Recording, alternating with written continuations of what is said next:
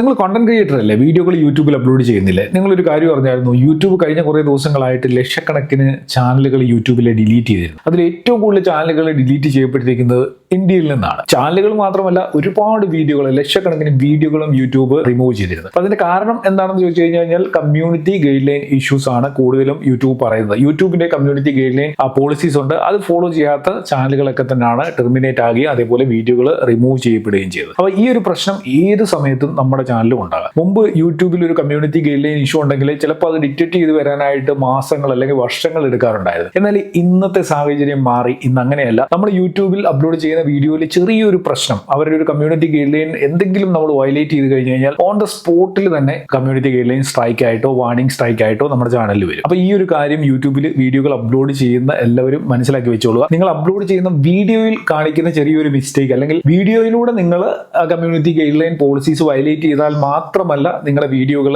Delete ആകുക അല്ലെങ്കിൽ channel terminate ആവുക. നിങ്ങൾ അപ്ലോഡ് ചെയ്യുന്ന വീഡിയോകളുടെ തമ്പനിയിലെ ടൈറ്റിലെ ഡിസ്ക്രിപ്ഷന് ഏത് ഭാഗത്ത് ആ വീഡിയോയുമായി ബന്ധപ്പെട്ട് നമ്മൾ അപ്ലോഡ് ചെയ്യുന്ന കോണ്ടന്റിന്റെ ഏതെങ്കിലും ഭാഗത്ത് ചെറിയൊരു മിസ്റ്റേക്ക് വന്നു കഴിഞ്ഞാൽ ഓൺ ദ സ്പോട്ടിൽ നമുക്ക് കമ്മ്യൂണിറ്റി ഗൈഡ് ലൈൻ വയലേഷൻ എന്ന് പറഞ്ഞ പ്രശ്നം ഉണ്ടാവും. അപ്പം കണ്ടിന്യൂസ് 3 സ്ട്രൈക്ക് വന്നു കഴിഞ്ഞാൽ ഉള്ള അവസ്ഥ എന്താണെന്ന് ഞാൻ പറയേണ്ട കാര്യമില്ല, ചാനൽ ടെർമിനേറ്റ് ആവും. മുമ്പൊക്കെ ഒരു സ്ട്രൈക്ക് വന്ന് ചാനൽ ടെർമിനേറ്റ് ആകുക എന്ന് വെച്ച് കഴിഞ്ഞാൽ കുറച്ച് ടൈം എടുക്കുന്ന ഒരു പ്രോസസ്സിംഗ് ആയിരുന്നു. ഒന്നുകിൽ യൂട്യൂബിന്റെ സിസ്റ്റം അന്നത്തെ സിസ്റ്റം ഡിറ്റക്ട് ചെയ്തിട്ട് സ്ട്രൈക്ക് വരിക, അല്ല എന്നുണ്ടെങ്കിൽ എംപ്ലോയീസ് മാനുവലി ചെക്ക് ചെയ്തിട്ട് വരിക, അല്ലെങ്കിൽ വല്ല റിപ്പോർട്ടിംഗ് ഒക്കെ വന്ന് യൂട്യൂബ് എംപ്ലോയീസ് മാനുവലി ചെക്ക് ചെയ്യുമ്പോൾ എന്തെങ്കിലും പ്രശ്നം ഉണ്ടെന്ന് കണ്ടു കഴിഞ്ഞാൽ അങ്ങനെ സ്ട്രൈക്ക് വരിക.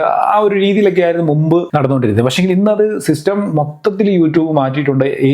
ഇന്റഗ്രേറ്റ് ചെയ്തതോടുകൂടി പെട്ടെന്ന് തന്നെ നമ്മൾ അപ്ലോഡ് ചെയ്യുന്ന വീഡിയോയിൽ എന്തെങ്കിലും പ്രശ്നം ഉണ്ടെങ്കിൽ ആ സ്പോട്ടിൽ തന്നെയാണ് സ്ട്രൈക്ക് വന്നുകൊണ്ടിരിക്കുന്നത്. അപ്പം ഈ ഒരു കാര്യം എല്ലാവരും വളരെ സീരിയസ് ആയിട്ട് തന്നെ കണ്ടുകൊള്ളുക. നിങ്ങൾ ചിലപ്പോൾ വീഡിയോയിലെല്ലാം ഓക്കെ ആയിരിക്കും, പക്ഷെ തമ്പനയിൽ ചെറിയൊരു ഇപ്പോൾ ഒരു എഴുതി വെക്കുന്ന തമ്പനയിൽ നമ്മൾ എഴുതുന്ന ഒരു കാര്യത്തിൽ മിസ്റ്റേക്ക് വന്നെന്ന് പറഞ്ഞാലും സ്ട്രൈക്ക് വരും. അതെന്താണ്, എങ്ങനെയുള്ള വീഡിയോകളിലാണ് ഈ സ്ട്രൈക്ക് വരുന്നതെന്നൂടെ ഞാൻ പറഞ്ഞുതരാം. പിന്നെ പകുതിക്ക് വീഡിയോ സ്കിപ്പ് ചെയ്ത് പോകുന്ന ആളുകൾ വീഡിയോ സ്കിപ്പ് ചെയ്യേണ്ട, അവസാനം വരെ കണ്ടു. വളരെ യൂസ്ഫുൾ ആവുന്ന കാര്യങ്ങളാണ് ഇനിയും പറയാനായിട്ട് പോകുന്നത്. പിന്നെ വീഡിയോ ഒന്ന് ലൈക്ക് കൂടെ ചെയ്തേക്കാം. ഇപ്പൊ യൂട്യൂബ് ഏറ്റവും കൂടുതൽ കണ്ടന്റുകൾ റിമൂവ് ചെയ്യുന്നത് ഫിനാൻഷ്യൽ പ്രോമിസുകൾ കൊടുക്കുന്ന കണ്ടന്റുകളാണ്. അതെന്താണെന്നൂടെ ഞാനൊന്ന് എക്സ്പ്ലെയിൻ ചെയ്യാം. അതായത് ഇപ്പൊ നമ്മൾ സ്റ്റോക്ക് മാർക്കറ്റിൽ ഇൻവെസ്റ്റ് ചെയ്യുന്നു, അല്ലെങ്കിൽ അങ്ങനെ എന്തെങ്കിലും ഒരു ഇൻവെസ്റ്റ്മെന്റ് ചെയ്തിട്ട് നമുക്ക് അതിൽ നിന്ന് ഏണിങ്സ് കിട്ടി എന്ന് വിചാരിക്കുക, നമുക്ക് പ്രോഫിറ്റ് കിട്ടി. ബട്ട് നമ്മൾ ആ പ്രോഫിറ്റ് കിട്ടി, അതായത് 100% പ്രോഫിറ്റ് കിട്ടി എന്ന് പറഞ്ഞൊരു വീഡിയോ ചെയ്യുന്നു. ആ വീഡിയോയുടെ തമ്പനയിലോ ടൈറ്റിലോ ഡിസ്ക്രിപ്ഷനിലോ എവിടെയെങ്കിലും നമ്മൾ 100% പ്രോഫിറ്റ് കിട്ടും എന്ന് പറഞ്ഞൊരു പ്രോമിസ് കൊടുത്തുകൊണ്ട് ഒരു തമ്പനയിലും ടൈറ്റിലും ഒക്കെ എഴുതി നമ്മളൊരു വീഡിയോ ഇട്ട് കഴിഞ്ഞാൽ ഉറപ്പായിട്ട് അതിൽ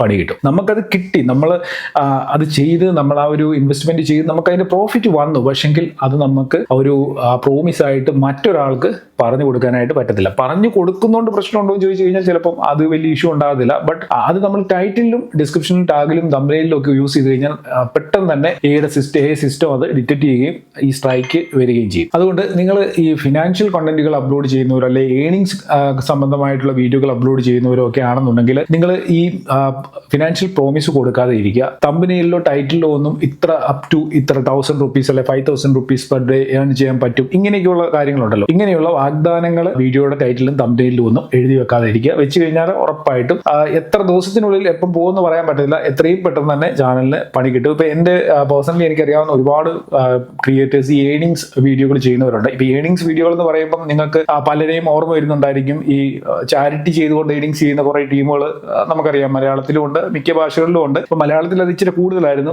അങ്ങനെയുള്ള ടീമുകളൊക്കെ കുറച്ചൊക്കെ ഒതുങ്ങിയിട്ടുണ്ടെന്ന് എനിക്ക് തോന്നുന്നു. പക്ഷെങ്കിൽ ഒതുങ്ങാനുള്ള സാധ്യതയില്ല. അവർ പക്ക ഫ്രോഡ് പരിപാടികൾ ചെയ്യുന്നവരാണ്, മനസ്സിലായോ? അതായത് ഏണിങ്സ് സംബന്ധമായിട്ടുള്ള വീഡിയോകൾ ചെയ്യുന്ന പല രീതിയിലുള്ള ഏണിംഗ് സംബന്ധമായിട്ടുള്ള ആപ്പുകൾ, വെബ്സൈറ്റുകളൊക്കെ ഉണ്ട്. അപ്പൊ അതിൽ ഇൻവെസ്റ്റ് ചെയ്തുകൊണ്ട് നമ്മളെ ഇൻവെസ്റ്റ് ചെയ്യാൻ പ്രേരിപ്പിച്ചുകൊണ്ട് വീഡിയോകൾ ചെയ്യുന്ന കുറെ ക്രിയേറ്റേഴ്സ് ഉണ്ട്. അവർ കുറെ ചാരിറ്റി ഒക്കെ അവിടെ ഇവിടെ ഒക്കെ പോയിട്ട് 10, 500, 100 രൂപയൊക്കെ മറ്റുള്ളവർക്ക് കൊടുത്തിട്ട് അതെന്തോ വലിയ സംഭവമാണെന്ന് കാണിച്ച് ഇമോഷണൽ ആയിട്ടുള്ള കുറെ കാര്യങ്ങളൊക്കെ കാണിച്ചിട്ട് ഒരു ഇൻവെസ്റ്റ്മെന്റ് പ്ലാറ്റ്ഫോം പരിചയപ്പെടുത്തുകയും അതിൽ ഇൻവെസ്റ്റ് ചെയ്യാനായിട്ട് ആളുകളെ പ്രോത്സാഹിപ്പിക്കുകയും ചെയ്യുന്ന കുറെ ടീമുകളുണ്ട്. അങ്ങനെയുള്ള ഏണിങ്സ് ചെയ്യുന്ന ആളുകൾ യൂട്യൂബിൽ വന്ന് കളിച്ചു കഴിഞ്ഞാൽ ഉറപ്പായിട്ടും യൂട്യൂബിൽ പണി കിട്ടും. ഇത് കിട്ടിയിട്ടില്ല ഇനിയും കിട്ടും. എന്തായാലും എല്ലാ ടൈപ്പ് കണ്ടന്റ്, ഏത് ടൈപ്പ് കണ്ടന്റ് ആണെന്നുണ്ടെങ്കിലും നിങ്ങൾ ഈ കാര്യങ്ങൾ ശ്രദ്ധിച്ചു കൊടുക്കുക. കൂടുതൽ പ്രോമിസുകൾ വീഡിയോകളിലൂടെ കൊടുക്കാതിരിക്കുക. അത് പ്രത്യേകിച്ച് പൈസ ഉണ്ടാക്കാൻ പറ്റും എന്നുള്ള പ്രോമിസുകളൊക്കെ നമ്മൾ കൂടുതൽ കൊടുത്തു കഴിഞ്ഞാൽ പണി കിട്ടും. അപ്പൊ ഇത്രയും കാര്യങ്ങളാണ് പറയാനായിട്ടുള്ളത്. യൂട്യൂബ് വളരെ സ്ട്രിക്റ്റ് ആയിട്ട് തന്നെ അവരുടെ കമ്മ്യൂണിറ്റി എത്രയും ക്ലീൻ ആക്കി വെക്കാമോ അത്രയും അവർ ശ്രമിക്കുന്നുണ്ട്. കാരണം പുതിയ ഒരുപാട് കണ്ടന്റ് ക്രിയേറ്റേഴ്സ് വന്നു കൂടുന്നതുകൊണ്ട്